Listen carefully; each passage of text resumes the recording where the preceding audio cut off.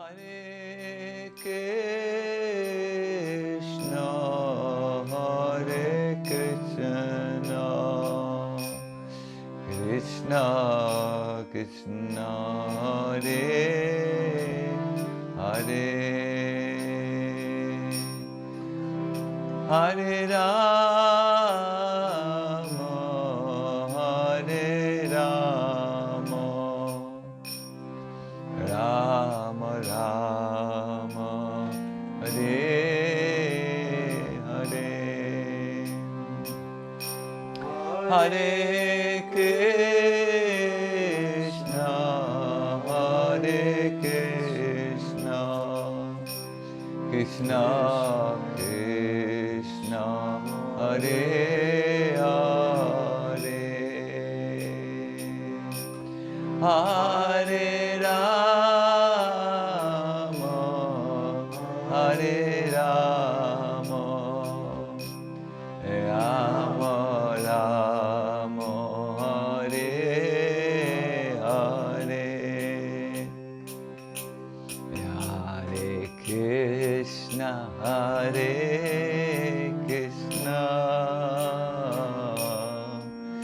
Krishna Krishna, Hare Hare, Hare Rama, Hare Rama, Rama Rama, Hare Hare, Hare Krishna, Hare Krishna, Krishna Krishna, Hare Hare, Hare Rama, Hare Rama, Rama Rama, Hare Hare.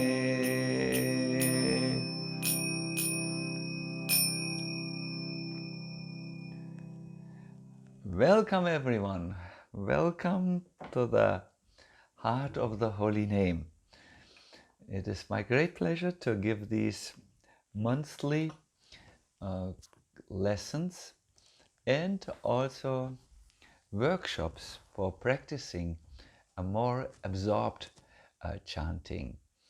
For those who join us today for the first time, this is a monthly service done by the Sharanagati ashram here at the banks of the lake.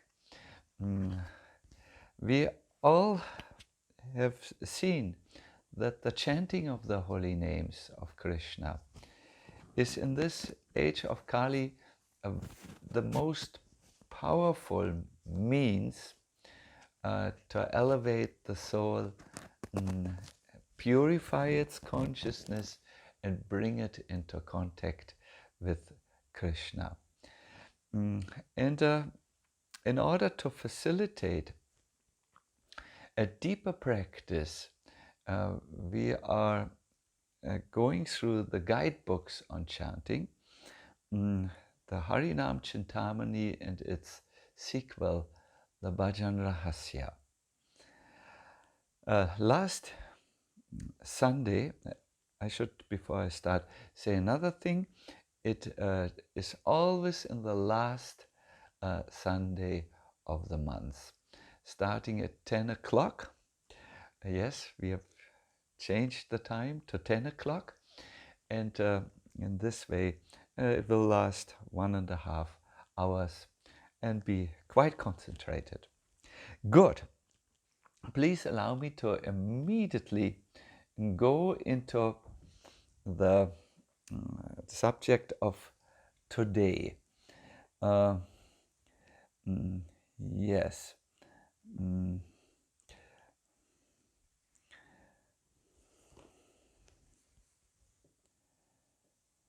Namo Vishnu Padaya Krishna Prasthaya Bhutale Shrimate Bhakti Vedanta Swami Niti Namine. Namaste Saraswate Deve Gauravani Pracharine Nirvishesha Shunyavadi Paskatyade Satarine. We do this always to invoke the blessings.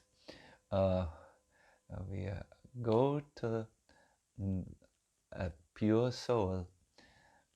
We remember his teachings and example, and in this way pray in a way for empowerment. This subject of receiving empowerment for our chanting will be the main focus of this particular session. See, when you engage in any spiritual process, the question of adhikar or qualification is immediately raised. Are you qualified really to enter the deeper areas of the practice? And what qualification should you bring to become qualified? This deep subject is addressed by Haridas Thakur. He says, when you give charity, there are many rules and regulations that make the process successful. The right recipient of charity, the right place, the good time. When you perform yagyas or sacrifices, again, so many rules and regulations are required. How will you set up the yagya? What are the ingredients? What astrological configurations need to be considered? Quite complex. When you perform ritual baths or you chant other mantras, again, many rules and regulations are necessary so that you are successful. However, when you chant the Lord's holy name, there's only one qualification that is required. Nothing else. But it means also, if this qualification is not there, you will most probably not come very far in your practice. What then is the qualification for good absorbed chanting? Let me quote Haridas Thakur. In chanting Lord Krishna's holy names, however, Shraddha or faith alone makes one qualified to chant. The idea of Shraddha, of faith, is really important. And what should be the faith like? What should it be where we should be faithful to? Listen, very important, because it is this little secret that will be the key that opens the door for you.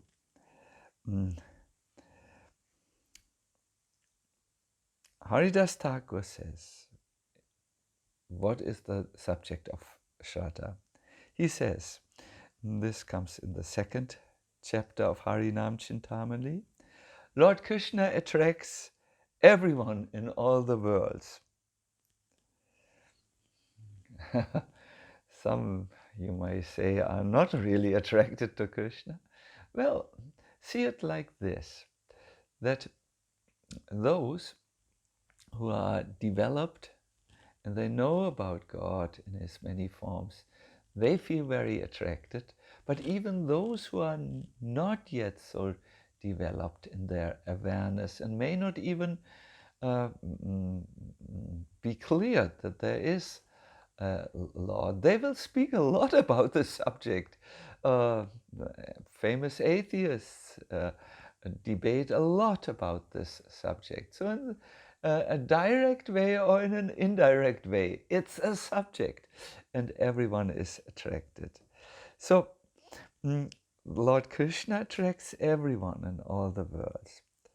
The great treasure, he continues, that is Lord Krishna's name, also has that same quality eternally. Yes, someone who comes in contact with Krishna's name, he will start to become attracted. And then he makes the point which may require your faith. Lord Krishna is never different from his form. His name and the form are the same. They are not different. They may only be in different places.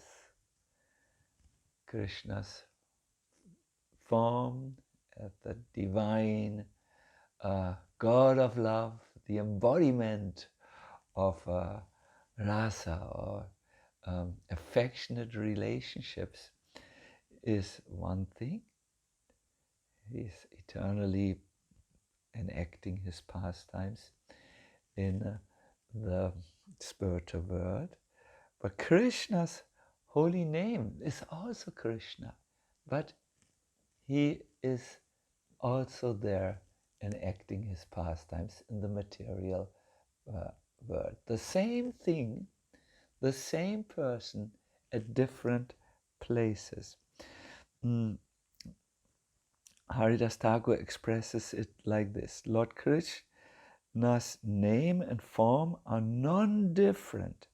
They are Lord Krishna himself dancing in different dancing places. Krishna in his pastimes is dancing in Goloka Vrindavan. Krishna in his name dances on the tongue of all those who chant his holy name. But they are the same. They are not at all different. And this is the basic shraddha of faith which is required to come to the perfection of chanting. Even if you may not have this faith in a very deeply realized way, you should, when you sit down to chant, understand, I'm now entering the presence of the beloved Lord. And that faith, that enthusiastic resolve, that inner orientation will bring you very, very far in your chanting. It will lead you to put for a moment everything else aside and just chant and be in the presence of the Lord. I remember yesterday I went with some nice people into the nature, and we sat in the reeds. We had desired to make a little chanting session, and I told them, let us now chant the holy name, and let us enter the presence of the Lord, because the name is not different from Krishna. And because we were in nature, there was absolutely no disturbance. It was easy to focus. And I remember as we chanted, all of a sudden a very, very good and strong breeze came through the forest and then the reeds where we were sitting at the bank of another lake. And we felt Krishna had responded. He had said, yes, I'm here. I'm shaking the leaves now, and I will make your hearts tremble in ecstasy. I felt this was there, and everyone was really touched by what we considered a little sign that I am here. So this initial faith that when I chant, I'm in the presence of the Lord, will guide you in many, many ways. You will be careful to be attentive. You will give it the amount of focus that is necessary, but you should invest that type of faith. Now we all know this is not the most easiest thing in the world, to have the faith that Krishna and his holy name are identical, because we simply don't have an experience of such a phenomena in the world. Names are very different from the substances. If I'm thirsty and I'm calling out for water, water, water, my thirst will not be quenched, but I will most probably become more thirsty, because I'm reminded of my thirst more and more. So this faith requires a little investment from above. Therefore, when this was discussed between the great role model of chanting, Haridas Thakur, and the avatar, the divine appearance of the Lord, who brought the chanting of the holy name to this world, Chaitanya Mahaprabhu, when this was discussed, Haridas was very moved. He was weeping, and he fell at the lotus feet of Lord Chaitanya, and he held them, and he begged him, please give me this one gift. Please give me this faith and love for the holy name. So let us now see, why is it so difficult for us to invest this faith that yes, when I'm chanting the names of Krishna, I am with Krishna. If you understand why this is a difficulty, or what is in between, what, so to say, obstructs your faith to go to that understanding in place, you will actually attain pure chanting of the holy name. Because when you know the obstacle, you can work at removing it. But if you don't know the obstacle, that always holds you on a mediocre level of chanting, then you cannot solve it. Lord Chaitanya responds to Haridas Thakur's request to give him the faith and the love in the holy name. He says, listen to my words. There is one thing you need to know. Then Chaitanya Mahaprabhu moves forward and picks Haridas, who lies weeping on the ground, up and puts him into the sitting position. No, you please listen now. Before we attain pure chanting, where Krishna and his holy name are revealing themselves to us, before we can understand Krishna and his name are identical, there's one stage that we need to cross. It's called namabhasa. It's when you chant the holy name, but you do not yet understand that this is Krishna. Namabhasa is compared with a sun rise just before it manifests. Let me be very clear. In the morning, the sun is rising, but when it has not yet reached the horizon, when it's still, so to say, covered, then there is only a little light that is spreading. You cannot see the sun, but you can see some light in the eastern horizon, which heralds or announces the coming of the sun. So before you reach pure chanting, where you see Krishna's form and qualities being in your tongue and your heart, you will see the rising of the holy name. You will see a little light, but not yet the Krishna transcendental form proper. Yes, so you need to understand what is necessary so that the little light, the little enthusiasm, the little taste which you have turns into full-blown realization. There are clouds before the holy name and mist that is there.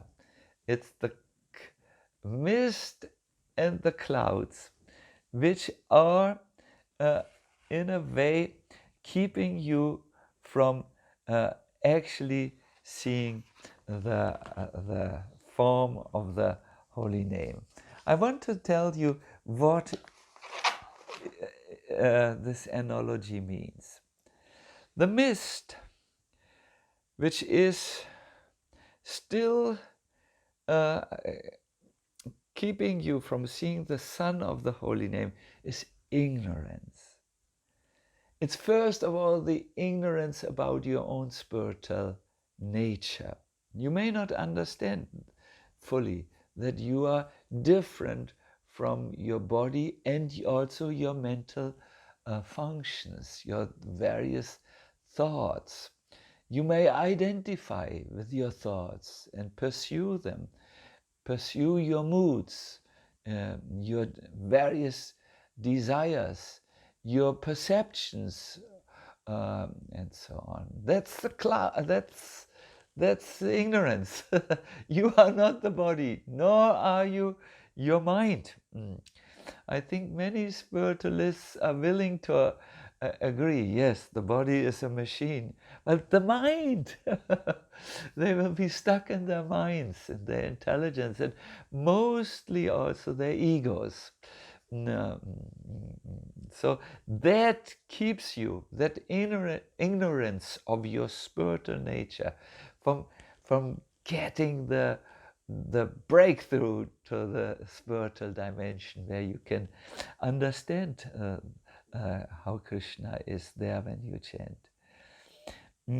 Also, the mist of ignorance refers to understanding Krishna, understanding the supreme Godhood or Godhead, and also what it means when you are in ignorance about yourself and ignorance about the Supreme Self. You will not know where to stand in your life. You will most probably feel a strong inclination to take shelter in Maya, in illusion, in the various this is a difficult English word, changes of the material energy. You will be in a little compromised position. So 3 types of ignorance: about the self, about the Supreme Self, and about where to stand, where to take shelter. That is the mist of ignorance that doesn't allow you to see the sun of the holy name. And then from this, there are various habits, various dysfunctional behaviors, various inner orientations which are all summarized under the category of anartha, something that appears to be valuable but is not at all valuable. Ignorance is the first anatta, so to say, the first which is taken out, but then comes asat trishna, that is thirst for material things. Then comes hridaya durbalya, a weakness of the heart. Have you ever noticed your intelligence might be inclined to do the right thing, but there is such an inner weakness of the heart that you do not act upon your proper knowledge. And finally, there's aparada, that is an anatta, also the offenses against the holy name, against other Vaishnavas, against other living entities, against yes, Jiva aparat, Vaishnav aparat, Seva aparat, against your service, etc. I do not want to give you the whole dark list on Sunday morning and spoil your day. Let us just summarize. The holy name is always there, just like the sun is always there. But for us who are in our relative, our material position, we are covered very often with ignorance and with faulty habits and faulty understandings, which then hold us tight in our own mental prisons. There's a story in India about a monkey. He was in a room on the top of a tower, and there were fruits, there were nice things to climb in that room. He was well engaged, but one day he thought, oh no, there's this room and I can't get out of the room. And as he began following this negative line of thought, he thought, oh, I'm a prisoner. Oh no, I'm captured alive. And he began throwing himself against the wall of the room and became very, very dejected and disturbed. Then, as he found a little rest, he was exhausted, he looked again out of the windows into the wideness of the nature, and his spirits changed. He became very inspired. Oh, I'm sitting so high. I'm having fruits in my room. I have everything, a place to sleep. Wonderful. And he began to look out again. It's an analogy. The mind is in a room on the top of the tower, like that imprisoned monkey. And it sometimes runs around, throws itself against the walls, is very miserable. And after some time, it expands and feels wideness and becomes very happy. But both are illusions. In chanting, our monkey mind can be very active. It can be very, it can run around in our head and make life hellish for us. And then again, it can become peaceful. Chanting, however, when you do it properly, frees the monkey mind out of that little constrained room, so that it can walk into freedom and be together with Krishna and experience deep, deep inner knowing, chit, and deep, deep joy. That chanting, therefore, is said to free the mind from unwanted occupations. This is very encouraging. But the question which I would like to again ask is, how can we get the qualification to chant properly? How can we get this faith into something which is not possible for the material mind, that monkey mind, to understand? How can we develop the faith that Krishna is identical with the holy name? And here with faith, I don't mean a mental concept. I mean deeply real, deep insight, deep realization that can nourish me, that can empower me, that can make me see beyond the mist and beyond the clouds and enter into the presence of the Divine Son, the Holy Name. How can we do this? In the Harinama Cintamani, there is an explanation that tells us that these understandings of they are known. Sorry, I'm looking for the. Yes, I found it.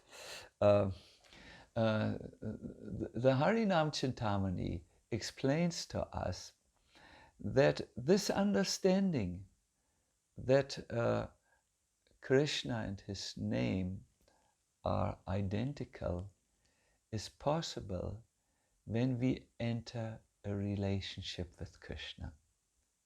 It's such a easy point. When you have a relationship with Krishna, then when you chant the holy name, you will immediately chant with feelings.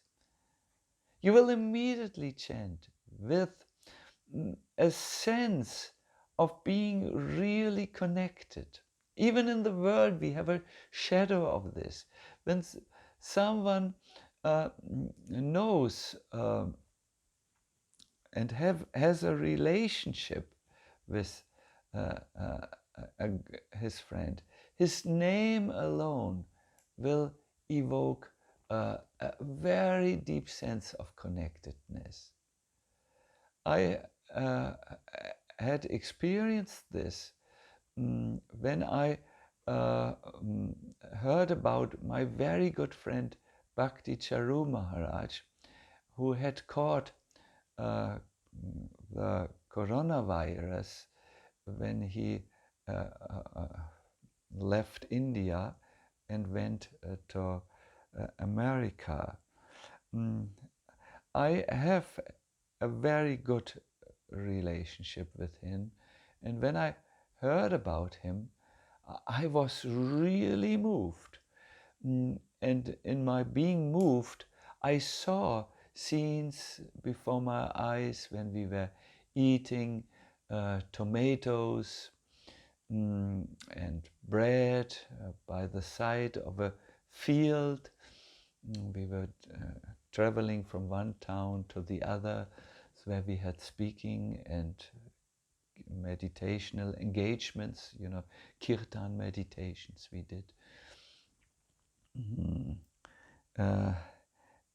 Whereas a person who did not know Bhakti Charu Maharaj was not reacting like that, because the relationship was not there. He was not moved. He was not seeing in his mind's eye any memories, because, yes, had never met him, had never heard him. So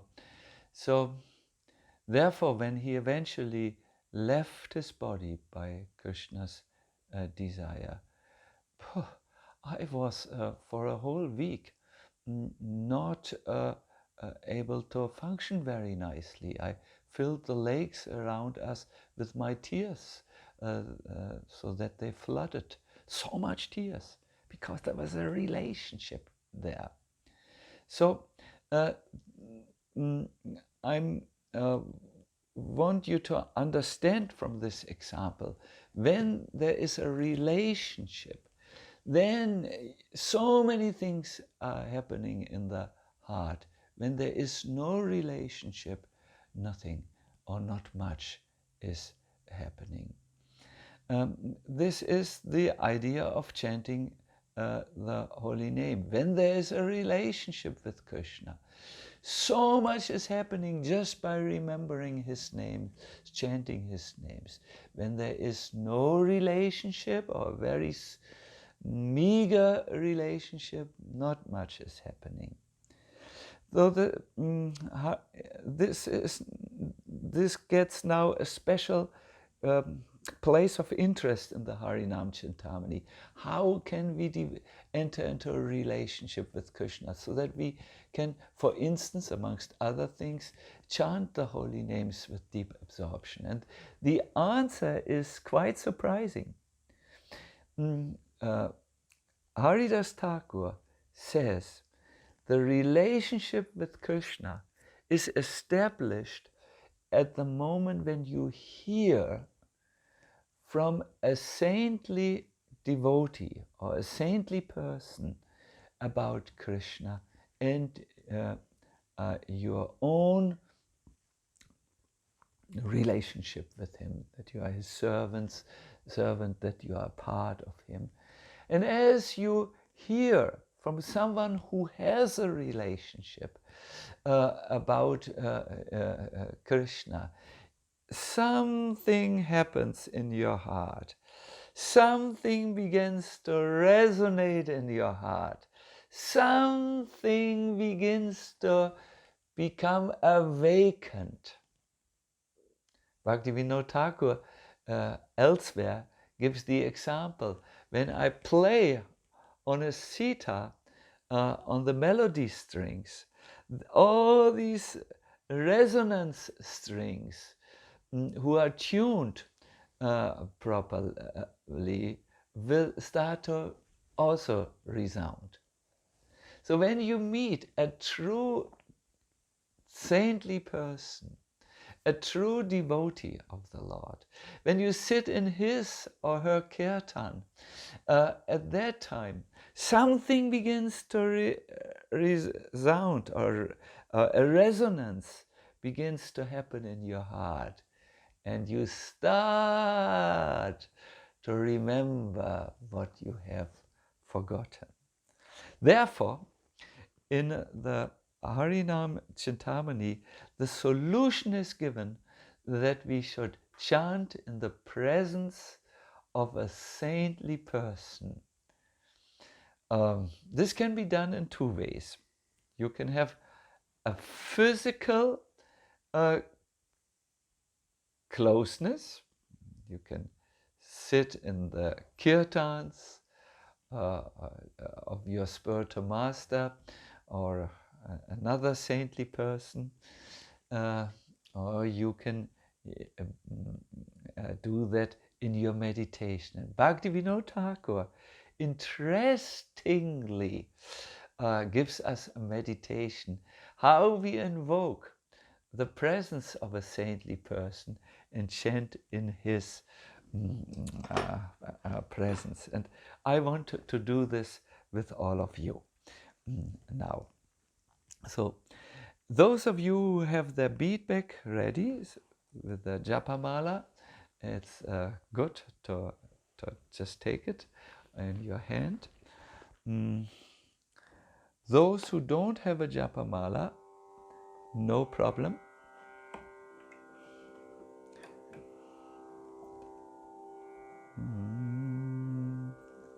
It's C.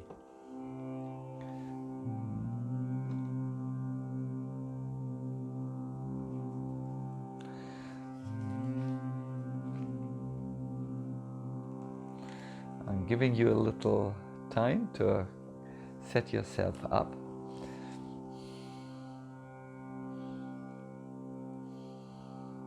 This happens to be one of my favorite meditations, so I think it will be very deep for all of us. If you're not already sitting at a comfortable place, a chair or on the floor, please find such a situation.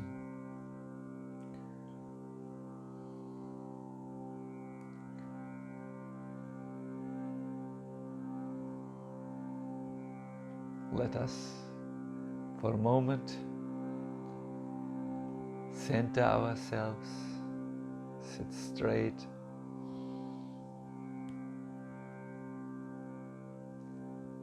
breathe in a slow and lengthy way.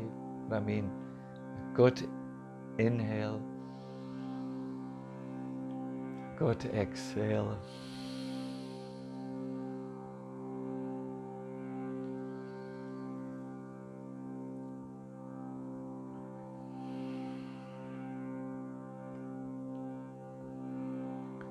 When you're ready, please close your eyes.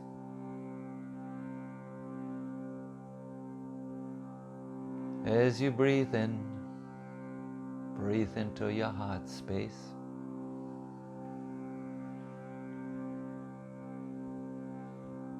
And as you breathe out, relax. Relax your body.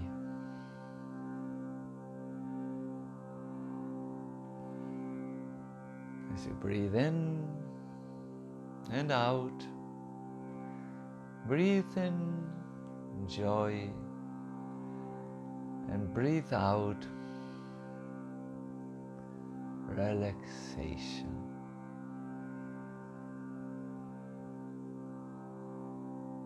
Between these two, your inhale and your exhale, your life is held and supported.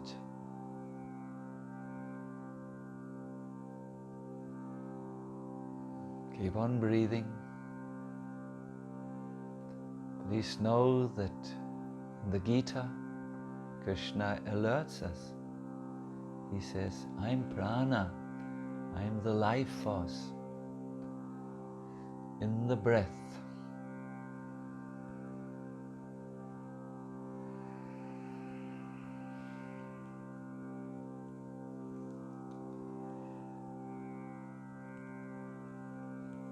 Now, before your inner eye, invite a saintly person to come before you.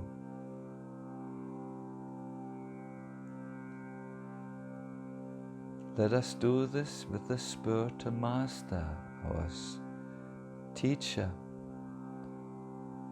our guide, our inspiration and motivation.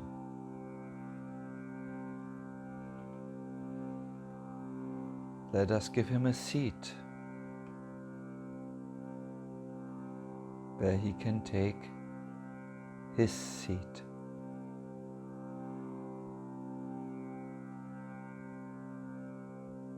Let us offer him water for washing his feet.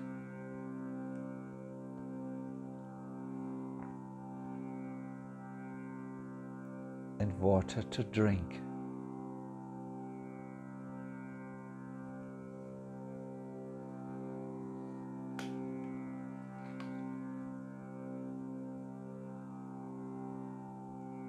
Asked him now for permission to start your chanting of the holy name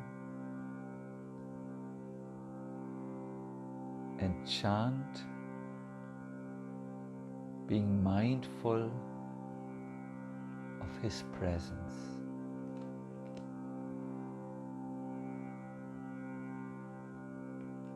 We will all chant together now. First we will chant in one voice, and then upon receiving a signal, we will chant in our own speed.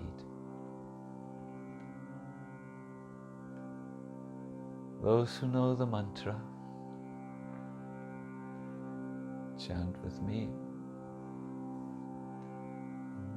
Namo Vishnu Padaya Krishna Prasthaya Bhutale Srimate Bhakti Vedanta Swami Niti Namine Namaste Saraswati Deve Gauravani Pracharine Nivishesha Shunyavadi Paschatya Shatarine Sri Krishna Chaitanya Prabhu Nityananda Shri Advaita Gadadhara Shri Vashadi Gaura Bhaktavinda. And now everyone please chant, being mindful of the presence of someone who has realized their relationship with Krishna, or at least more of their relationship. And in this way, let us become resonating strings. Let that what is sleeping in us, that which is dormant, arise, that we are really only parts of Krishna. He is all that we need, just like sparks who need to be joined with the fire in order to live, just like a fish who needs to swim in the ocean and not dry out on the land. We need to be with Krishna. Hare Krishna, Krishna Krishna, Hare Hare, Hare Rama, Rama Rama, Hare Hare, Hare Krishna, Krishna Krishna, Hare Hare, Hare Rama,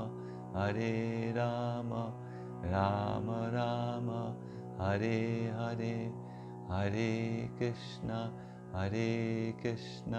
Krishna Krishna, Hare Hare, Hare Rama,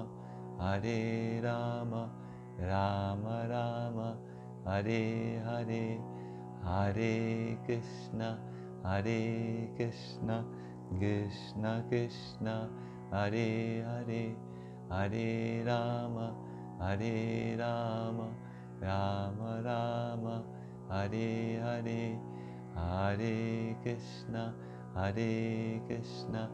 Krishna Krishna, Hare Hare, Hare Rama, Rama Rama, Hare Hare, Hare Krishna, Krishna Krishna, Hare Hare, Hare Rama, Rama Rama, Hare Hare, Hare Krishna, Krishna Krishna, Hare Hare, Hare Rama, Rama Rama, Hare Hare, Hare Krishna, Krishna Krishna, Hare Hare, Hare Rama,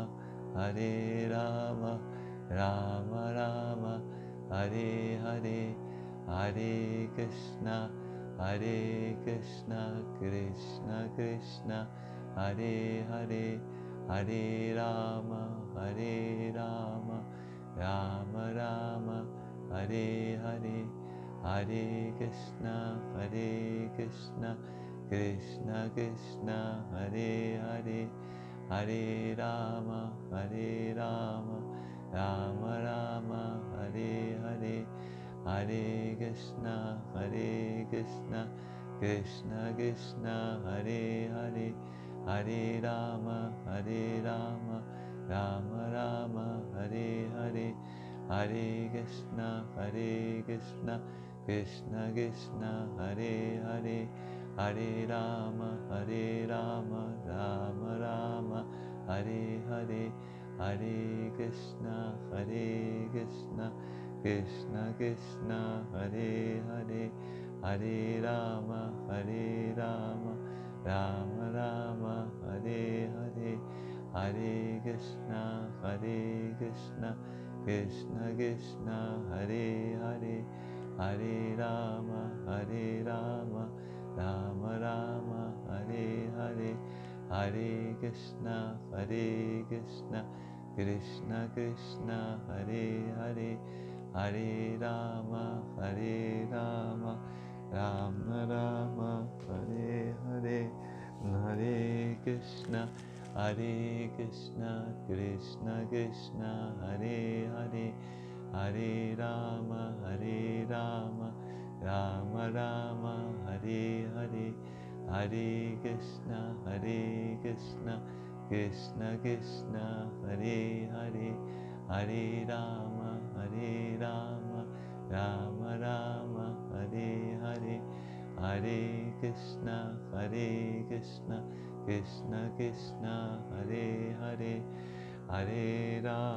Hare Rama, Rama Rama, Hare Hare, Hare Krishna, Krishna Krishna, Hare Hare, Hare Rama, Rama Rama, Hare Hare, Hare Krishna, Krishna Krishna, Hare Hare, Hare Rama, Rama Rama, Hare Hare, Hare Krishna,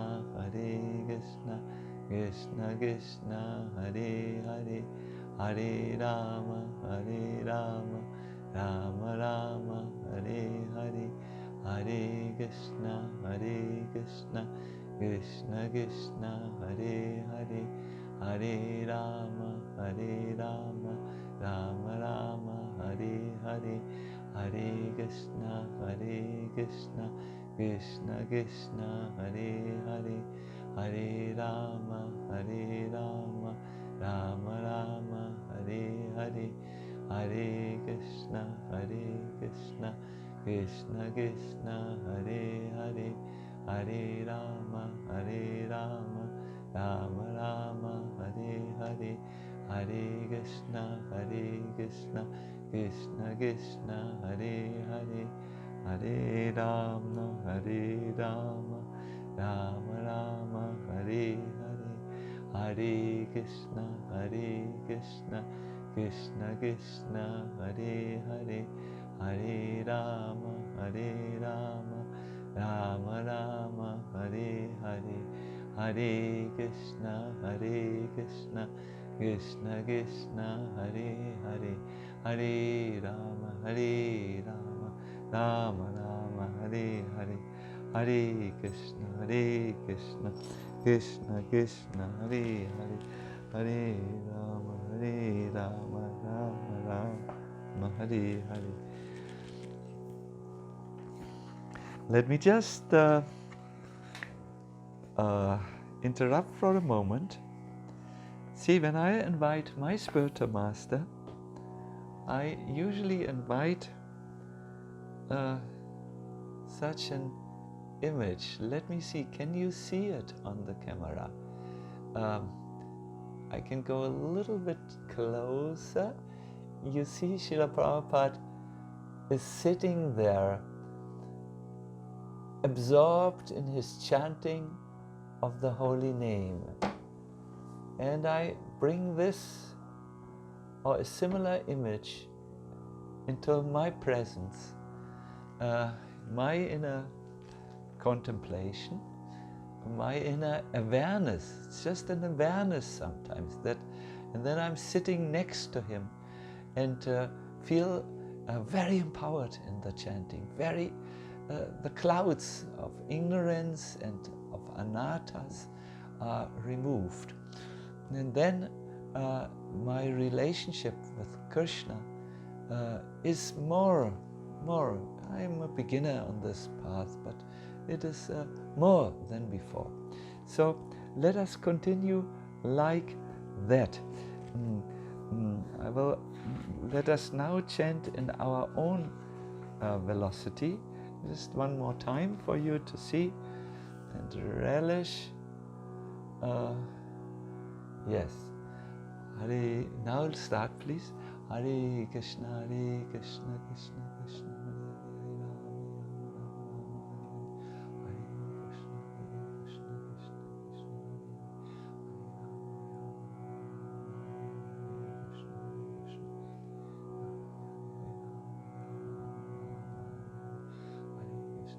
Krishna,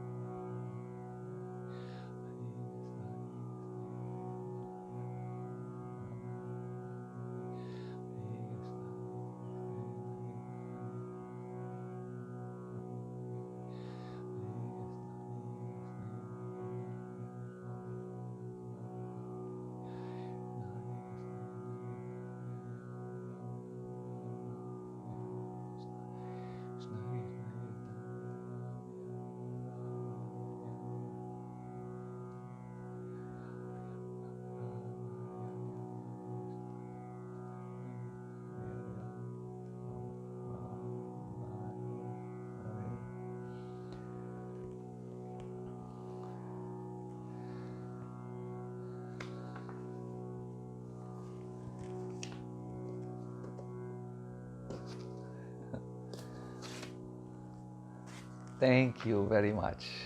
Thank you very, very much. I feel greatly honored to share this confidential knowledge. A short summary of what we have heard today is appropriate. We heard about the only qualification to enter into the chanting, whereas for other spiritual practices, various qualifications are required. Mind control, sense control, the proper place, the proper circumstances, the proper ritual, the proper execution. In chanting, there's only one qualification necessary, that is Shraddha, the deep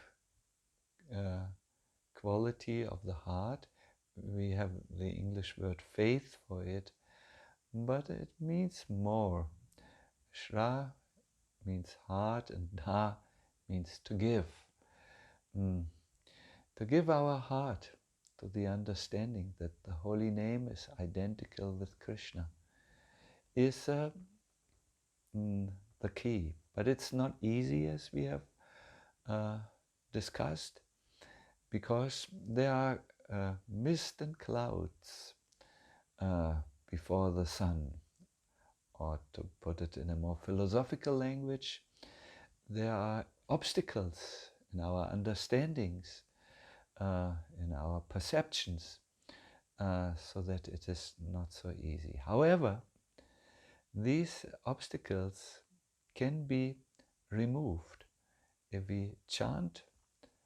First of all, if we get into a contact with a true saintly person who through his instructions and wisdom can remove our ignorance about ourselves and the Lord, and who can also, through his example, help us and motivate us to give up the weaknesses of our own hearts, the attachments which we have there, and this thirst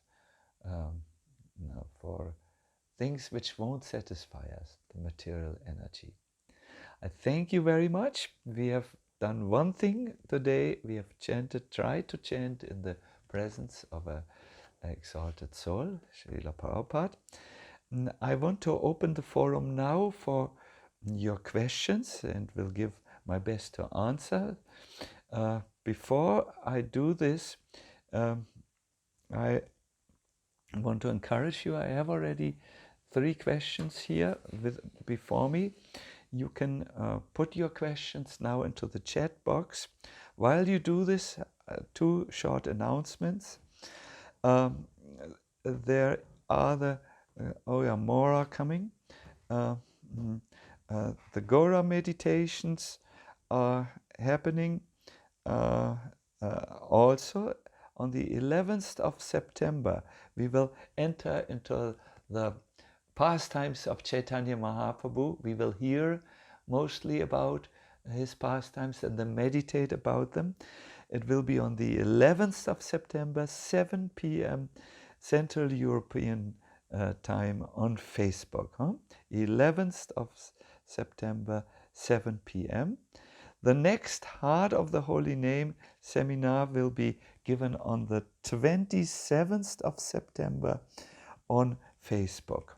This is part 3 on the. And another thing,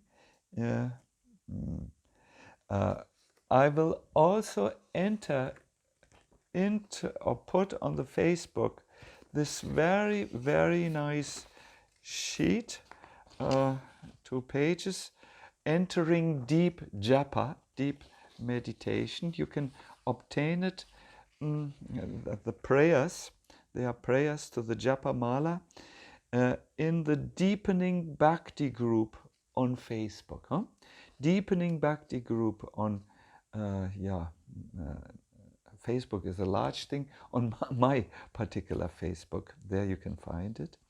And also, to enliven your chanting, you may listen to the daily japa inspirations on SoundCloud. The links for these short 3 to 4 minutes japa inspirations can be found in the comment section, which I think you see it now. This is also very inspiring. Good.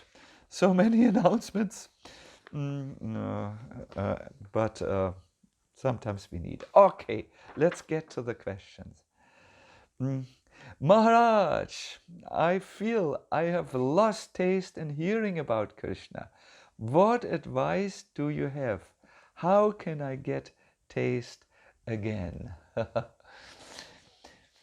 Yes, it is described that sometimes our taste in Krishna consciousness and in Krishna and hearing about him goes down. It's almost like when you get a fever, you don't have appetite any longer. So sometimes the fever of material illusions and attachments strikes a sadhaka, a person on the spiritual path, and then he or she will lose the attachment to spiritual life. There are two things you can do. One is the indirect path and the other is the direct path. The indirect path means make a study. Where do you do something wrong? Maybe you have committed aparadhas, offenses, towards your practice, towards Vaishnavas, towards people in general, and as a result lost the taste. This is what we get when we do these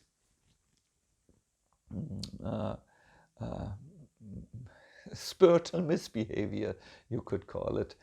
Then we lose the taste. And if you can identify where you went off track, so to say, correct it. This is the indirect path. The direct path to get taste again is to give yourself more time to chant in quality. When you listen to these sessions and other sessions which are given on the holy name, you should see what practices that are suggested to you are striking something in you, are bringing about a resonance, and then you should do these little things. Maybe what you need when you lose your taste in hearing about Krishna is good devotee association. I know this is now not so easy as it used to be, but there is telephone, there is WhatsApp and everything, and try to speak with a devotee or a friend who has deep taste in spiritual life and discuss your case with them. A lot of spiritual reformation can happen in such a way. And the other is, don't take your mind too serious. Just go on, even if there is some little distaste. Just go on and it will come back again. Next question. Hare Krishna Maharaj, you spoke about the mist of ignorance and how we need to understand, not conceptually but factually, that we are different from the body, our mind and ego. Does this deep understanding come as a byproduct of our sadhana and service, which we may do even mechanically and without deep understanding?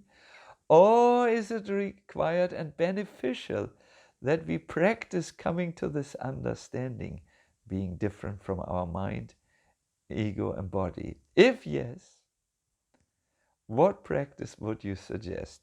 My God, this is a very intellectually stimulating question. To really understand that you are different from the body, the mind, and the ego, and come closer to an understanding of yourself, what to do. I do remember that once the leader of a self-realization school in Germany, it was Count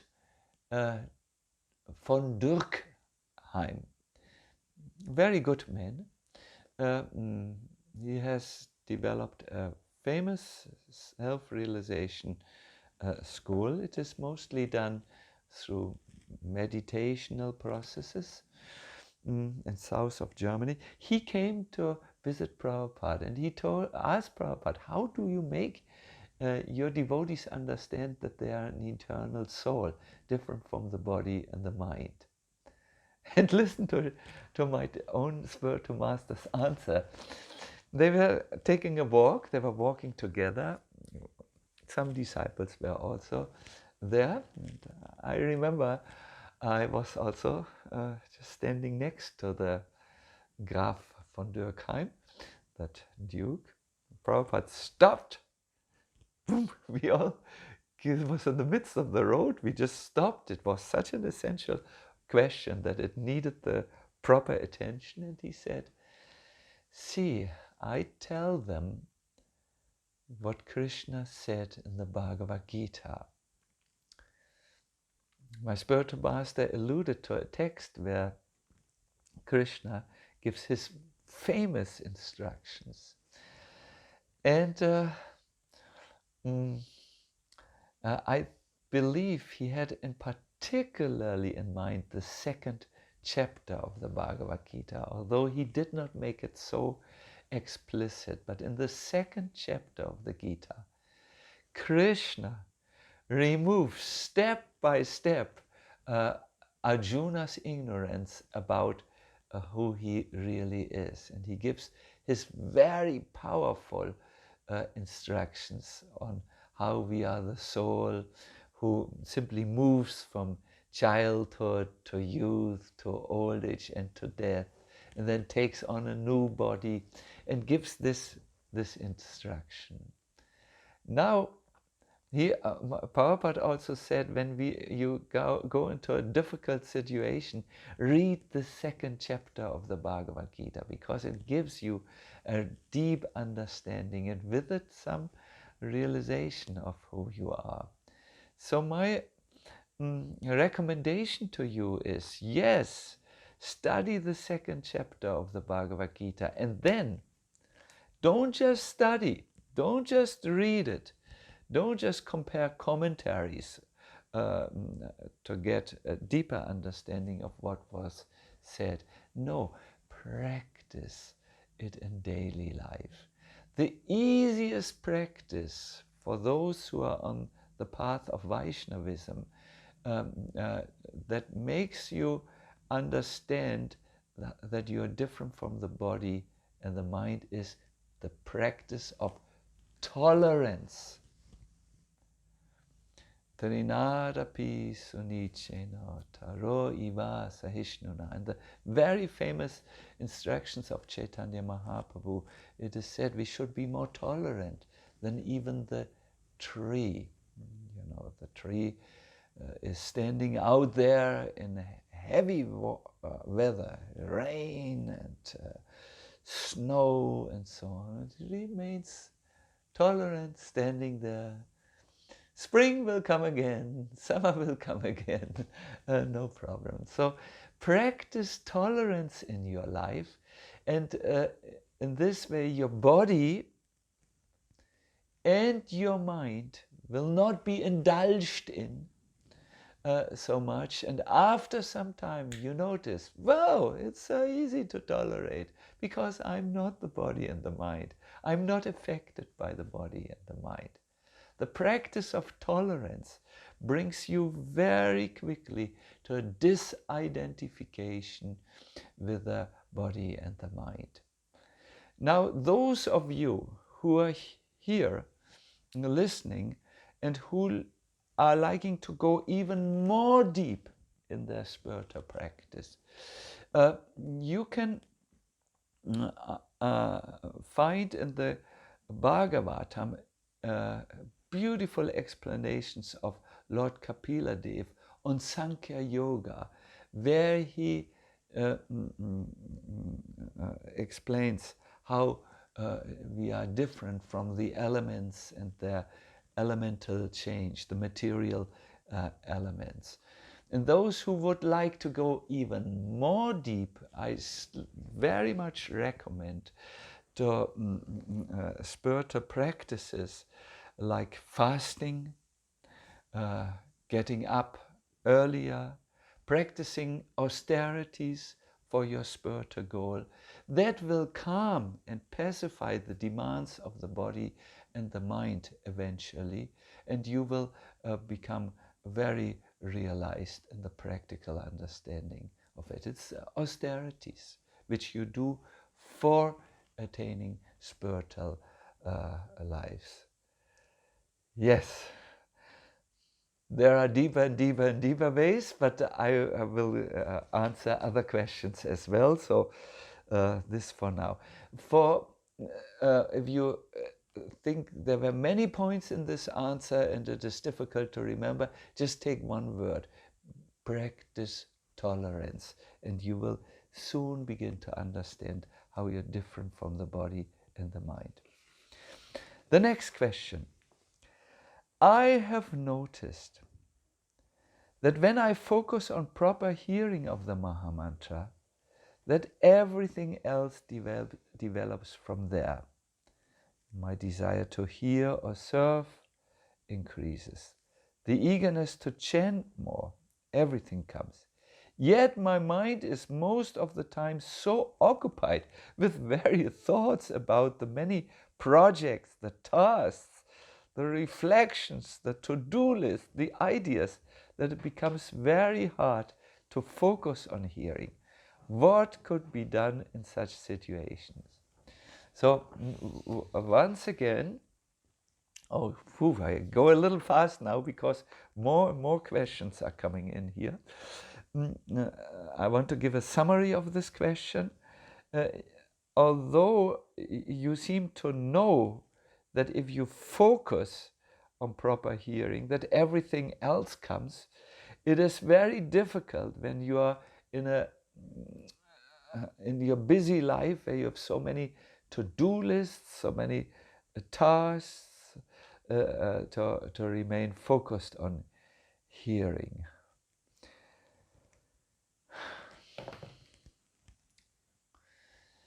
There is a direct access to the mind. Mind control is not so easy because the mind seems to be, here comes a difficult English word, elusive. It seems to run away. It seems you're not able to grab it with your hand and just take it. It's too subtle. How can you get a hold on the mind? All the Vedic scriptures and the yoga scriptures are in one mind. It's through breath. Srila Prabhupada writes about this briefly in the 3rd canto, that by breathing the mind can become calm and peaceful. Don't we all know this? When we are very agitated, someone might say to us, why don't you go to the window and take a few deep breaths and your mind will calm down. Breath is the one thing, is one of two ways to get control of the mind. One of two ways.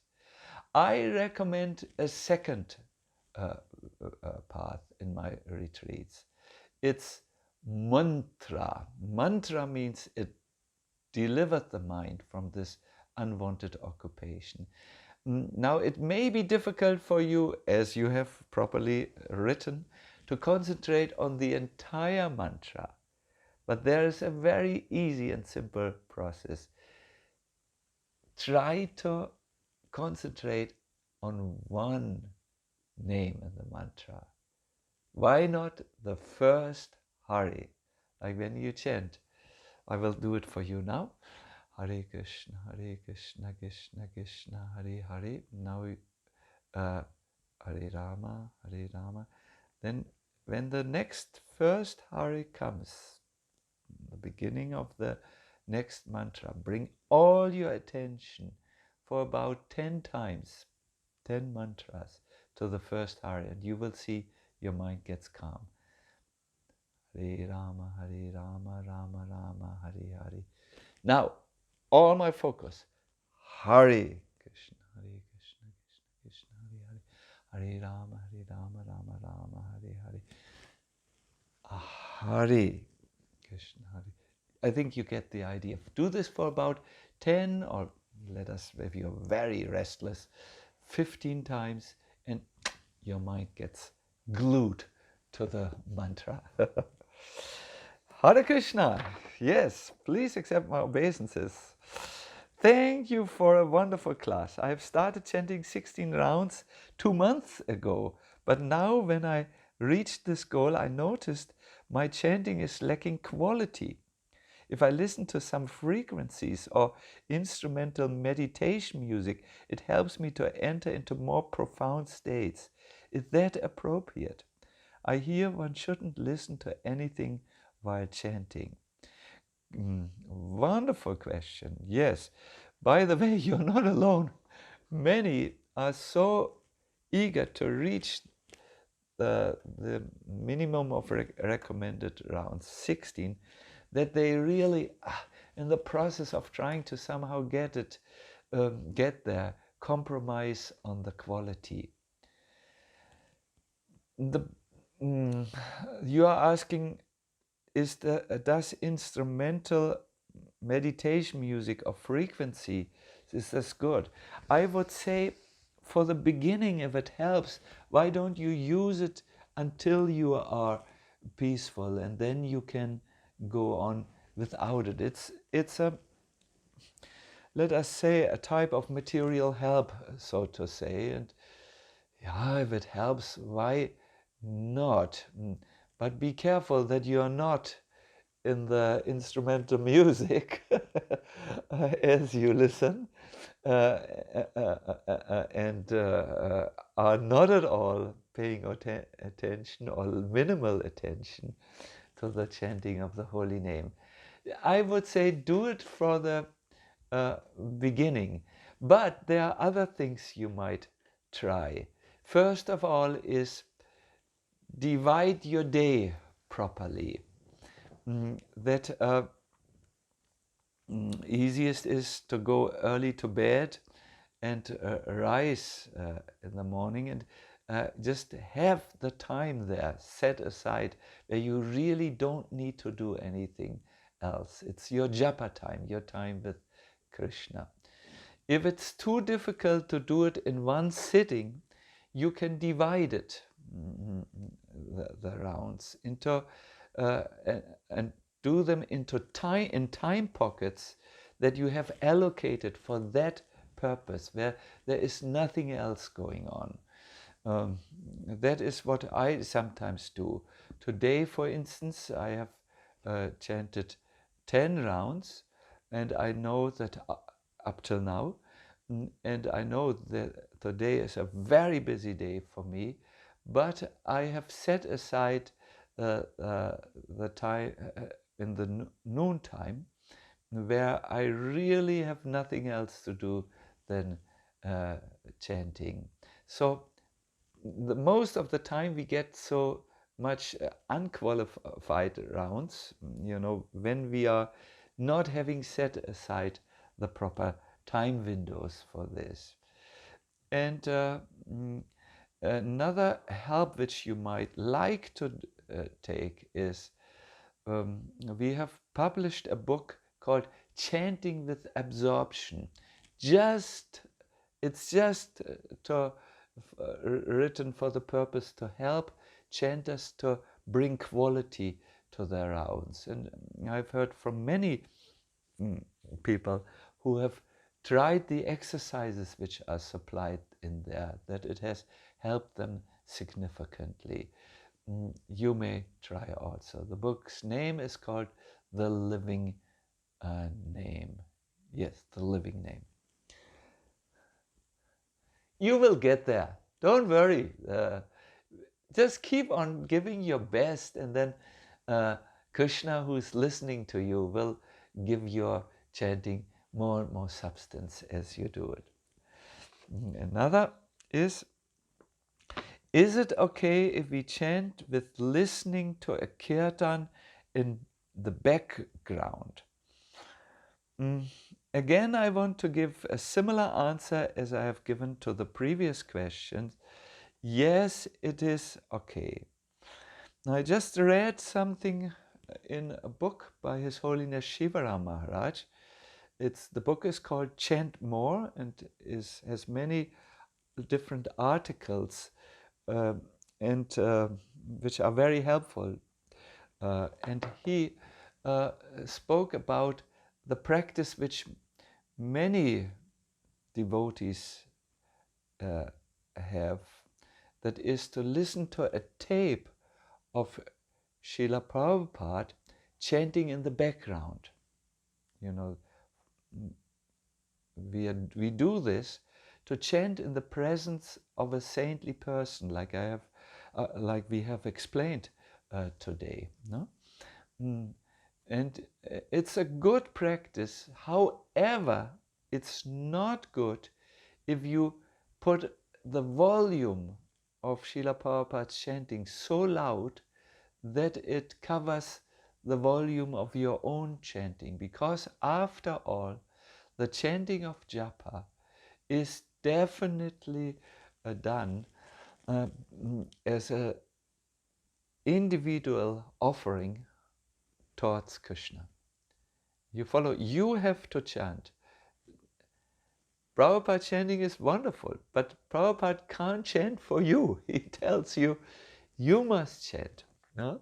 And in this way, you have to make sure that your chanting is audible and not covered by the chanting, even of a great soul like Srila Prabhupada. It's your devotional service for Krishna. It's between you and Krishna.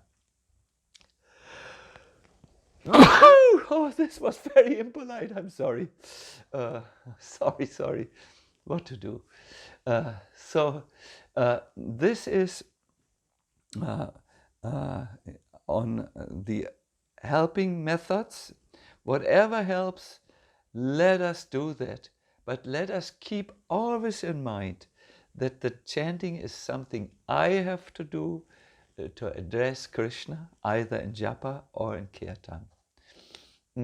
That is, and that nothing should come into this relationship, into this, so to say, connection, into this effort to establish a divine bond. That, I think, is a good conclusion on these types of questions. Good. We have reached the end of this session. I'm very happy to be with you once again. This session, the next one of this, the Heart of the Holy Name, this program is on the 27th of September on Facebook at 10 o'clock. I thank you very, very much. Wish you all the best. And next time we will sing a little bit more.